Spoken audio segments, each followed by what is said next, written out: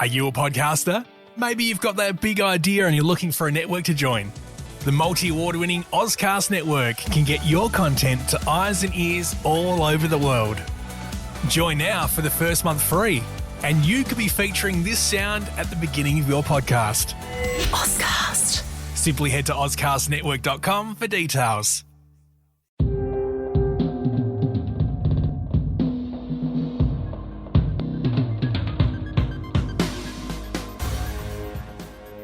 Welcome to episode 70 of Apple Size Podcast, and I've actually already mentioned words of the first topic I'm going to be covering, and that is Apple Podcasts. So recently, Apple sent out an email to pretty much any podcaster, because if you submit your RSS feed through Podcast Connect, you're going to get this email basically stating, I guess more or less more enforcing the guidelines that they had back in 2017 regarding the updated RSS metadata and the type of things that you can do, like marking your episodes as, bonus or a regular episode or a trailer, and things. Particularly at the time, there was some guidance involving the fact that you don't need to put your episode number in the actual title, because that's actually a piece of metadata by itself.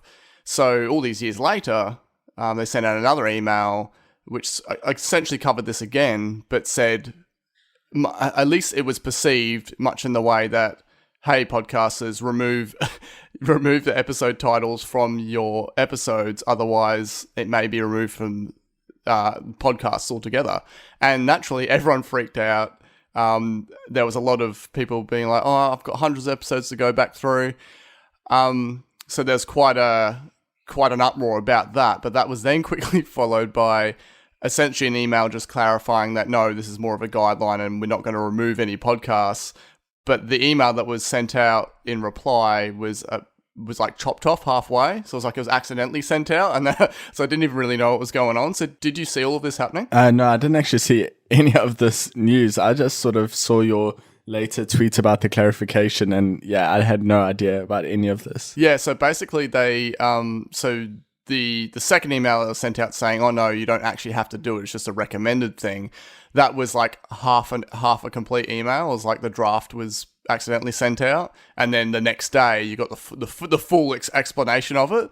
So you could almost sense the kind of panicked nature of like, oh crap, we quickly got to tell everyone, no, it's actually fine. But either way, all the Apple Size episodes now don't have the numbers in the title.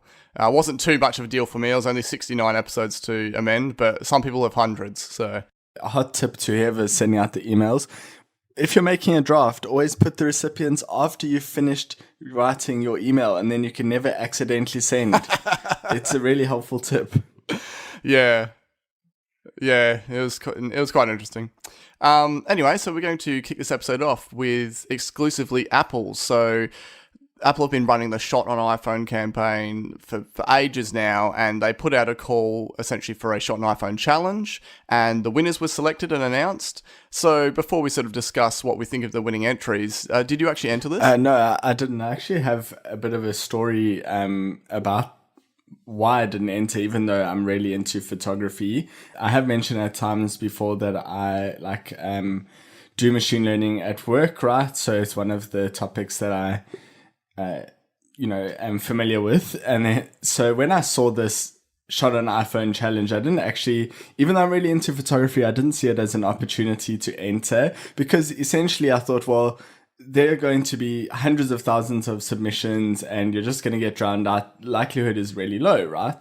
So what then happened was like, oh, well, what if I could know what the judges would like, right? What if I could tell what they're looking for? Yes. So essentially, I decided to go one step further, because there are multiple tools that you can obviously, the natural extension from that was I could use machine learning to sort of classify what each of the judges and Apple themselves are into in photography, and then also use the Shot on iPhone hashtag as like a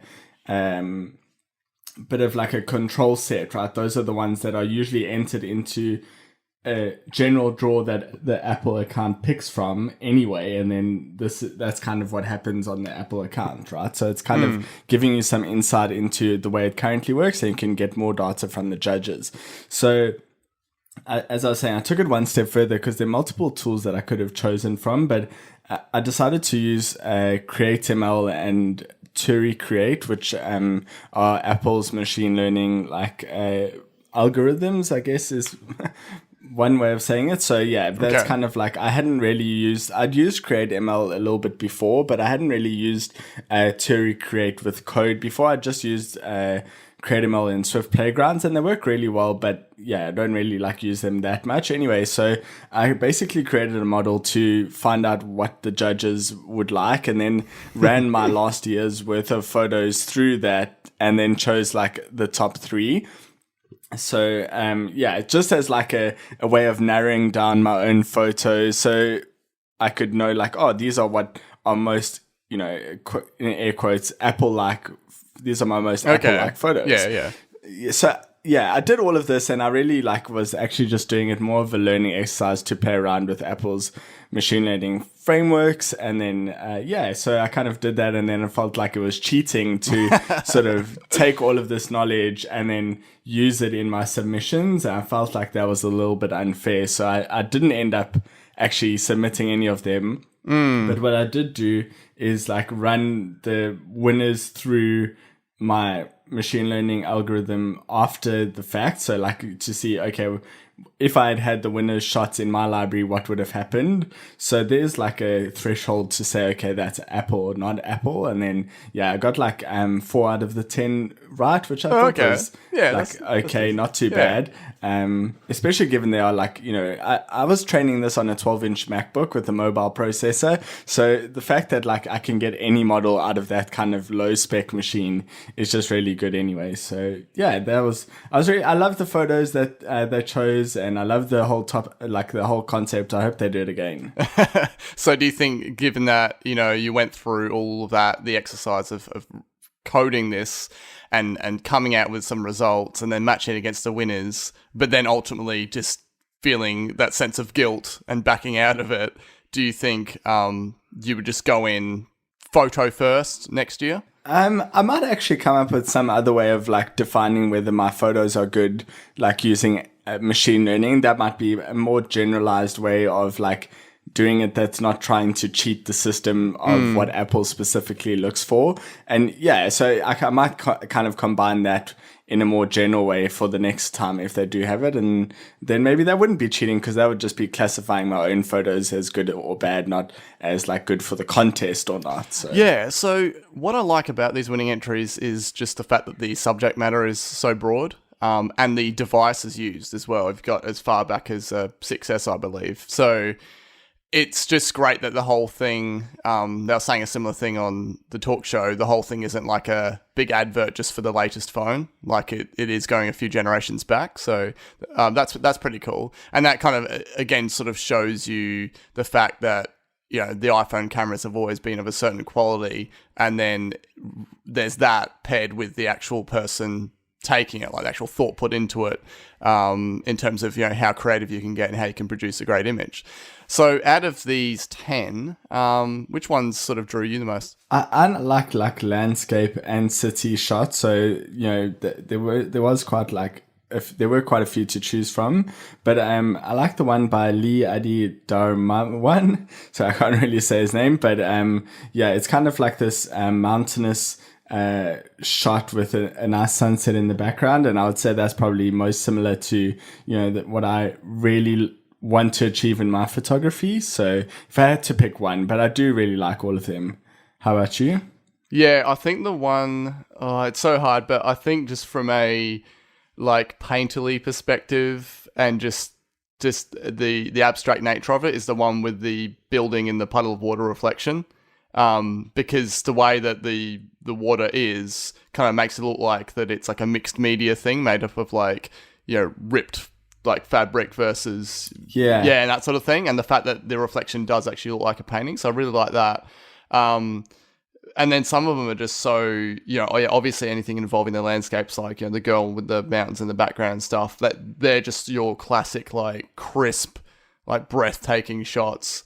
But then I also really love the one of the water droplets on the glass with the graffiti background, just because of all the color that each of the drops encapsulate from the background. So yeah, I mean, there's something to love in every single one.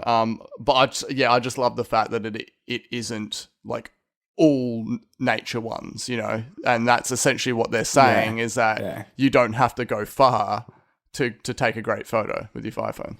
Yeah. The graffiti one is really good, and the more I looked at it, the better I thought it was. Like, I didn't realize because you're just scrolling through, right, when you first look at it, and like slightly jealous that you didn't enter and sort of win. But I didn't really notice that you could properly see the graffiti in the little droplets, which is really like a great touch. So yeah, but in terms of the devices, I really agree. It's great that it's not like a direct advert for the latest devices, but for a wide range. But the earliest one was the iPhone 7, and I just wanted to say on that point that iPhone 7 is still a really good phone, like especially iPhone 7 Plus.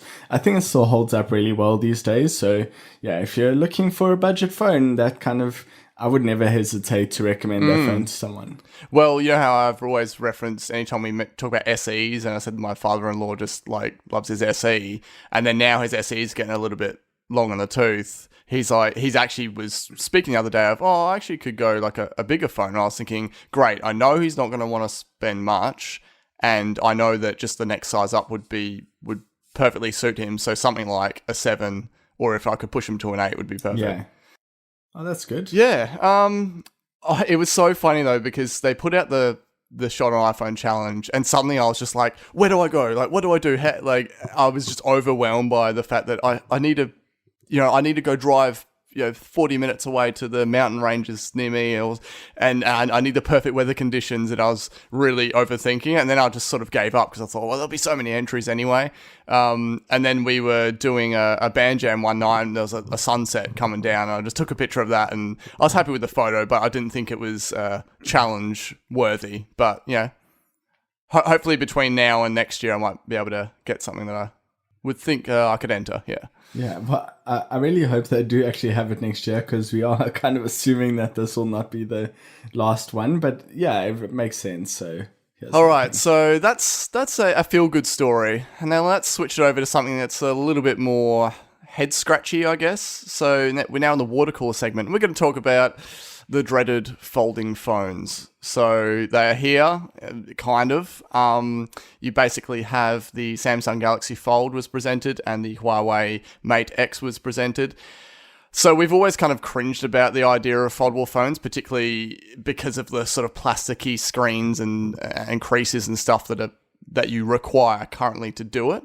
But I'll just quickly describe what these are if you haven't seen it already. So Samsung held an event. They had their S10, S10 Plus, S10e, which is very much their answers to 10s, 10s Plus, and 10R. And trying to be bias free and all that sort of thing. They're actually quite, for Samsung devices, are actually probably the best looking that they've done overall. They certainly look a bit less plasticky than S9 and that sort of thing. But that aside, they decided that it was time to preview the Galaxy Fold, which is essentially a double screen on the inside that you open up like a book. It has this massive top right notch, which Rene Ritchie described as a pirate patch, and it folds from the case from a hinge on the back. Now that's all well and good. The worst part that I hate about it is when you fold it, you get essentially a tall, skinny phone, a screen on the front, and they've used like 2/3 of the screen. It's just insane. Like, it looks like a concept joke to me. And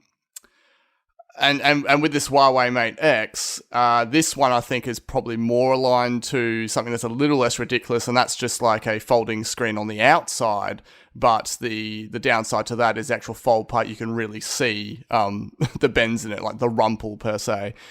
So, what are your first impressions on this? To me, it really feels like it's still in concept land. Yeah, I 100% agree. Like, I still don't see the point in them. It's obviously because I'm so into my iPad that I'm so used to having that size screen. I carry it around with me all the time. It's not like I need it to be folding in my pocket. So I'm kind of like the wrong person to give good feedback on this. But I've noticed a lot of like normal people that I know that aren't into tech have brought it up to me. Like, oh, have you seen the Galaxy Fold? Or you see this folding Samsung or whatever? And like, I was actually surprised that so many people mentioned that because it seemed like something that people want. So I'm still skeptical on it. And, you know, I definitely don't like the, like two screen style that you mentioned on the Galaxy Fold. I think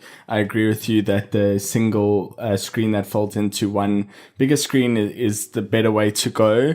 I can't imagine, I don't know how this is going to work after hundreds of thousands of like, you know, open and closing. Opening and closing. What is going to happen? Yeah. In and out your pocket. What's going to happen on the to desk. the plastic? Yeah, exactly. So yeah, I'm skeptical. I really have no desire for one at this point. I don't look at it and go, oh, I'm slightly jealous. The only phone that I do that with is the Pixel camera. So, hey, that's it. Okay, while people might be like, great, have you seen this? Have you seen this? What are Apple going to do? What Apple going to do? I'm like, have you seen the price point on this thing? On both of them. Exactly. They're insane. Yeah. Yeah. And it's the sort of running joke has been like, oh, now Apple fans can be like, oh, at least it's not priced like a Samsung.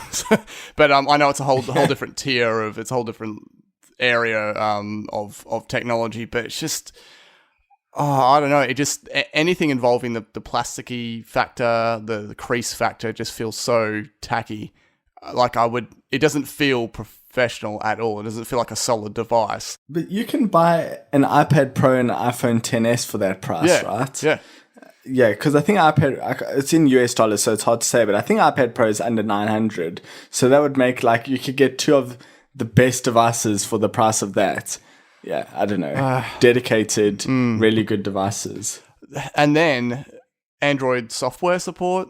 That's like the most worrying factor to me is like, do you really think it's going to be properly optimized or even look decently, or will it adjust properly? And yeah, it just, as soon as I saw that front, like when you close the fold and you see the front panel, it's literally just like they put a standard phone orientation on a really tall orientation. And they're like, well, we can't even be bothered scaling it up to the top and the bottom.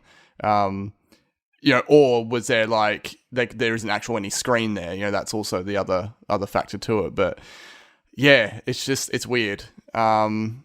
It's kind of like, looks like, particularly with the Samsung one, looks like you're concealing a weapon, like just like this tall, skinny, like heavy, thick black.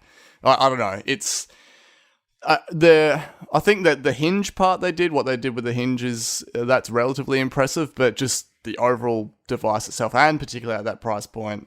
And just knowing about what Android software updates, definitely a no from me. We know that Apple have been, you know, for probably near the start of Apple Size, we've been talking about them and foldable patents and stuff like that. So like with anything, Apple explore all these ideas and a lot just don't come to fruition because they don't feel it's good enough. And then typically if Apple do come out with something, it is far later, and then people go, oh, hey, look, they ripped off whatever. It's like, no, they've actually been working on it for the same amount of time, but they've only released it when they're happy with it. So the other thing that, like, I'll just say that I've also noticed, like, normal people mentioning is, you know, do you think, I've been asked this a number of times, but do you think Apple will have 5G phone this year? And I'm really going to sound like this old person who doesn't want to change his ways, but I don't want 5G in an iPhone this year because the network support in Australia is just not going to exist, at least for, like, you know, at least this year, guaranteed. And then, you know, so you're going to have this phone constantly searching for 5G, and 5G is already a massive battery hog. Like, my biggest concern is we've just gotten to a point where I feel like battery life is okay on modern smartphones. Like, you can get through the day without a worry, and you plug it in at night and you're fine, right? And if you, like, I have the battery case and that's even better, but I don't want to go back to the days of like, having to charge 2 or 3 times a day because of this like new technology, you know, radio technology. So yeah, I'm a bit hesitant to move to 5G. Plus, with all that, and then the stuff going on with what is it, like AT&T or whatever in America, like doing a fake 5G that's actually a rebranded 4G, and it's just ridiculous. So like, not even the place where you think it would be ready and rolling out, and they've got the coverage, being US, that's not even properly implemented. So Australia is definitely beyond 2020. I'd say. So Apple's really good at like getting the timing right on these things, right? So I think they genuinely won't do it until they get these things to the right point. Like, I don't think they would make a 5G phone that had worse battery life than the current, the one it's replacing. So that won't be this year, I don't think. Hey there, sorry to interrupt this episode of Apple Slice. This is Simon here, clearly, and I'd like to let the listeners know about my brand new podcast called Take My Tone. It is all about music discovery and juxtaposition. So the premise is quite simple. I take a song and I have a guest who has a song. We give those songs to each other to review, to contrast, and basically, to find out if opposites attract or react. So search Take My Tone in your podcast player or head to takemytone.com to start listening. I've got 2 episodes in the can already and a third one coming out this week.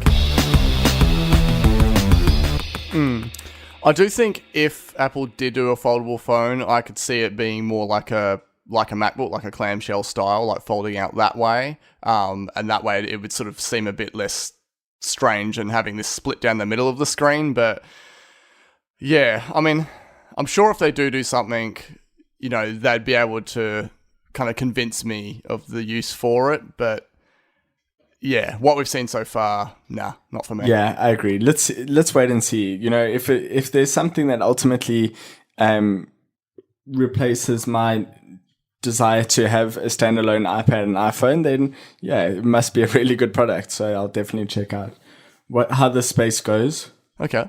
So speaking of the perception of Apple being late to the party, I've borrowed this next topic from the talk show because it was something I wanted to discuss. And it's basically, could we end up seeing an Apple search engine? So the reason I say this is, so currently Apple receive about between 8 and 12 billion from Google, purely from having them as the default search engine on their devices. So with Apple's views on privacy and particularly data protection, they're kind of really stuck when it comes to Google because Google is the one so many people use. It's the best for search results, etc. But then Apple also have their own messaging regarding, and they're up against Google and Facebook and everything regarding data and privacy and such. So it's like they can't cut them off because that would just piss everyone off. And so they kind of have to have them. But then it also kind of goes against their morals and what they're saying about privacy. So that in itself is a tricky situation. So there was the idea is, do you think they could offer the choice of default search engine upon setup of a device? Well, it kind of wouldn't then be default, right? But it's like... knowing that most people will choose Google, but... I know. Yeah, I think so, but... is it that necessary? Like, I don't know. I am big into privacy, and I see where people are coming from with this whole default search engine, but it's really not that hard to change. So I don't. It's an easy thing for them to add in if they do care about it. I think there's one step better that they could go, though. What do you think? Well, currently for me, I'm happy enough with the setup of having Google as a search engine, but then knowing all the things that Safari has implemented, particularly involving, these Facebook plugins and the like. So I'm, pretty at peace with that. I've just started to try DuckDuckGo, considering that's come out more in conversations, just to, see how it is, how it runs, really test it out. But and the reason that sparked my interest more as well is because they now use Apple Maps as the default for locations in their search results. So yeah, I don't really know which way they can go. Do you have any ideas? I thought I got it from you, which is the question: should Apple buy them? And I think that's the yes. natural solution here, rather than adding another splash screen. Like if they do care about privacy, and this is important to people. Yeah, we spoke about this last time, Apple creating a privacy service. And I think this would be like key to that. This would be fundamental, right? So I'm technically dubbing that Apple search or whatever you want to call it, or whether it is literally still just DuckDuckGo, but that is the default. And then how do you think do you think it would become like when someone sets up Windows for the first time and they just instantly uninstall Edge and they install Chrome? Do you think that would be a case of DuckDuckGo as the default and then people then just jump in and switch it to Google? I think very few people, I think it would decline over time, right? Kind of like Google Maps usage on iOS. It's no longer the number one, used maps provider. Apple Maps is. So, it's fine that if people want that option, it's an app on the App Store and they can get it. But ultimately having Apple Maps as the default, and then, in this case would be having like Apple Search as a default, would work in the long run. So, yeah. And it could sort of also work well for them because DuckDuckGo are actually a small team as well. So it's kind of like at this level, this kind of like hardcore privacy fan base that they've built essentially. And at the stage where they are, it's kind of like a good way that they could work alongside like Apple's team and become part of Apple without sort of clashing too much, because it's not like they've been around for, over a decade and stuff like that. So yeah, I'd be interested for it to be implemented in that way, where they purchase them and they implement it into Apple stuff, but it's not really branded out there as like a service, like as an Apple Search, and it's not like Apple Music. It's just going to be a thing that quietly changes and people may or may not notice it. I will say though that the things that have started to annoy me about Google search results is just how they constantly adjust how ads appear, so then they look more like organic search results. Things like that, I think, are just, particularly when you're on mobile, you scroll through like 5 or 6 AdWords listings before you actually reach the organic listing, and that's when I'm just like, no, this is just getting bloated. Yeah. Okay, so I'm going to switch over to Deal Down Under, kind of. So I got a real quick bit of news in that the Bondi store, which you've clearly been to, Nick, but I haven't, is getting an upgrade. So from March 24th, they're going to close the store and give it the renovations. It'll be the 4th upgraded one in Australia. So that's a thing. But heading outside of Australia, you had some experience recently at the Singapore store. So tell us what that's like. Yeah, so actually Bondi going through the upgrade, or just starting the upgrade on March 24th. Singapore is actually mid-upgrade from what I could tell, because the whole center part of the store is just sort of blocked off with this tunnel through the middle that you can walk through. Anyway, it's a really beautiful store in like Singapore's main shopping sort of strip, and it definitely holds its own among the like other high-end fashion brands, as it usually does, and does in Chadstone. So it's a beautiful store, and like the thing that I will say, like there were 2 main standouts for the store for me. One being the staff were even friendlier than Apple staff elsewhere. So that was kind of like really something to see, which is because obviously naturally Apple store staff are very friendly, but this was another level. And then secondly was the staircases on either side of the store to get up the levels, and they were really, really beautiful. I think they have the same architecture as the Steve Jobs Theatre, like staircase. Yeah, they looked very similar to the Apple Park one. Yeah, it was really like, that's the first time I'm seeing those in person, and it was just really beautiful. Like I was like, oh wow, must be what it must feel like to go to Apple Park. So yeah, that was kind of like a nice touch there that I really enjoyed. So yeah, other than that, it's pretty much like a standard Apple store with all the products and accessories and like murals and stuff. So yeah. Yeah, cool. Fantastic. So clearly you had to travel to get there, and within your travels, you had some noise-cancelling headphones. We briefly touched on this in the last episode, but the Sony WH-1000 MX3, not a mouthful. You have any more to say about that now that you've got to use them on flight? Yeah, so the noise cancelling really comes into its own on an airplane, because it's amazing how much noise it actually it does cancel. So in terms of that, they're really, really brilliant. So like it does have the secondary mode. So it has noise cancelling and then ambient sound control, where you can sort of let through more and more sound. I guess that's like if you're want to, like, let's say you're walking and you don't want to be miss the fact that a car is coming, but you want like other sounds drowned out, you can sort of, turn up the ambient sound control to the point where you could hear cars, but maybe not like birds. I don't know why you wouldn't want to hear birds, but would want to hear cars. But anyway, but yeah, so that's kind of like a neat thing there, where it can like sort of do that. And then another useful feature with the noise cancelling is if you hold your hand to the right ear cup, it's sort of it doesn't sort of, it just allows voice in, like it stops noise cancelling, so you can momentarily hear what someone's trying to tell you or an announcement, which is kind of convenient. And then so that's kind of like on the airplane. That was really nice, like when they, do the announcements.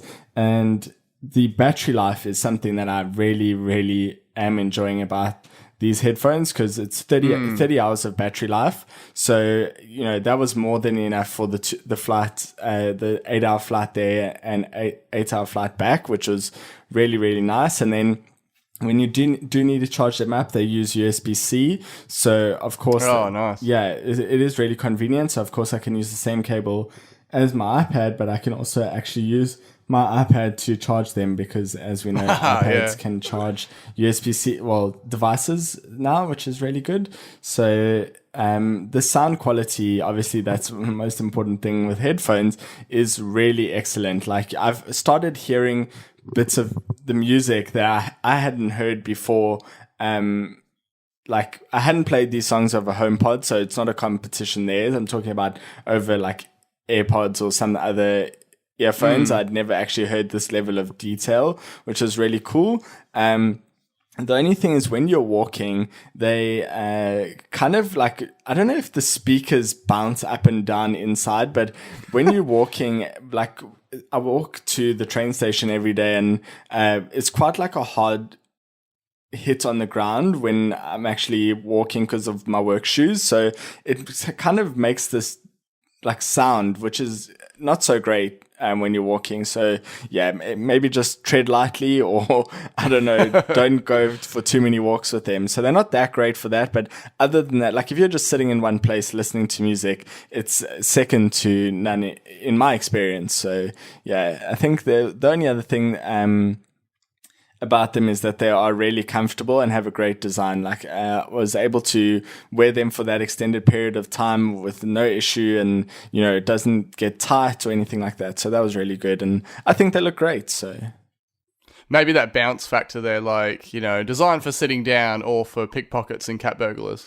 So yeah, as you said, tread lightly. But yeah, with the Sennheisers that I had, there's a lot of features that you mentioned there that mine don't have, but in terms of just sound quality and the battery life, for sure, are great. It's almost like, because I started to use them at work, right, and I'm just like, you forget when you have to charge it. You just sort of like, you might get the sound after a week or whatever, and you're like, oh, okay, yeah, I forgot about that. So yeah, I think they're cool, but I have previously, when I got mine, I go, okay, well, if it's noise cancelling, that'd be great to use when I'm mowing. And I tried to do that, and that was fine, but then you get sweaty quite easily, like around where it's pressed against your head. And that's why I was like, nah. So it's definitely AirPods for that instance. But yeah, in their right time and place, I think noise cancelling... I have been sold on it. I used to think, I wouldn't need it, but certainly in terms of traveling and stuff, definitely. Yeah, it's a great help for traveling, so definitely agree there. Okay, real quick note on AirPods. In the rumour mill, apparently the charging case will be thicker and heavier, but the impressive factor is that on the AirPower, which is also expected to launch at the same time as this charging case, it'll be able to go to a full charge in 15 minutes, which is great. I certainly thought it would be probably like an hour or something. So yeah, that's pretty cool. And apparently the AirPods 2 will have a Apple Pencil 2 style feel. So it'd be like that matte coating rather than a gloss coating. I like the gloss coating for the grippiness. But that being said, it's not like the matte coating is super slippery. So I wonder if that's partly because it looks better well, obviously it's more consistent, but I wonder if it's also because it would look better with colors, like, hoping there, even let's not go too far. Let's just say black. Black gloss. A matte black would, black gloss could kind of look cheap. But yeah, a matte black would look, I think, a little bit better. Makes me want a matte black pencil now. I would. Please don't let them come out of that in the next 2 months, because I would just feel like so upset that I got because I barely use my pencil. Like I use it, for actually I do use it a lot. So forget I ever said that, but I just feel like I could have waited is what I meant to say. I could have waited if I knew a black one is coming. Once I started using the pencil too, I definitely used it a lot. So I used it for a few different illustrative projects and stuff, and I use it for handwritten notes and that sort of thing. And that's great. The one advantage that a matte black version would have is that, I don't know if you get this, but with the current one, which is white, you get those 2 marks where the magnet hold has been. Do you get that on yours? It's like it's almost like pencil shavings. It's almost like that little bit of grey has been rubbed on the side of it. Oh right, I hadn't noticed. Yeah, but you can rub it off quite easily. But I think it's something about maybe where it's meeting it with the magnets and it attracts like dirt particles around it. I'm not sure, but anyway, so that's a thing. And that actually, unless there's any other huge Apple scandal or product announcement, giving them 5 seconds chance to come in here. Oh, AirPower just got announced. AirPower. Oh, wow. Oh, really? I pre-ordered mine 10 minutes ago. Where were you? Yeah, I wish. That would be fantastic. So I do have, I'm going to say my funds are hopeful for it. So I do have money set aside on the, just thinking that they're going to come out within the next few months. So I still hold on hope. Yep. You're like, no comment. Yeah, exactly. I don't know how I feel anymore. Yeah.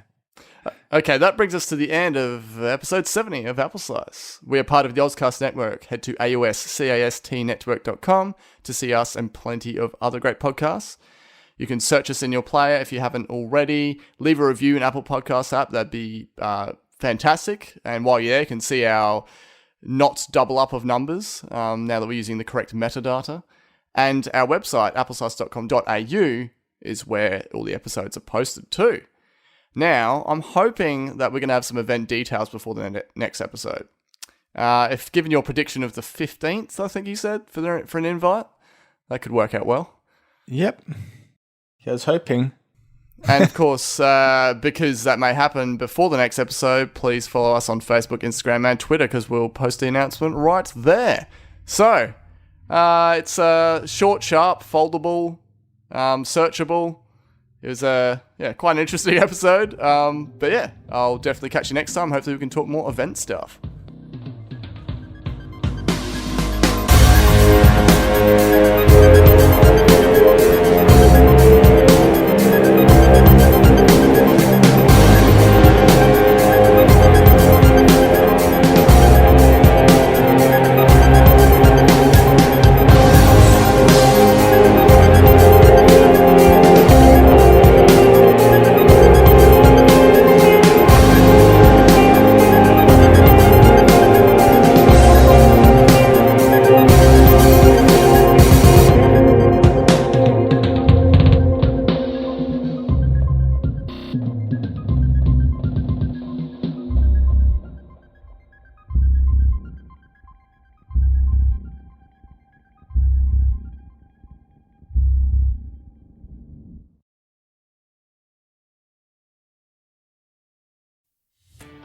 Are you a podcaster?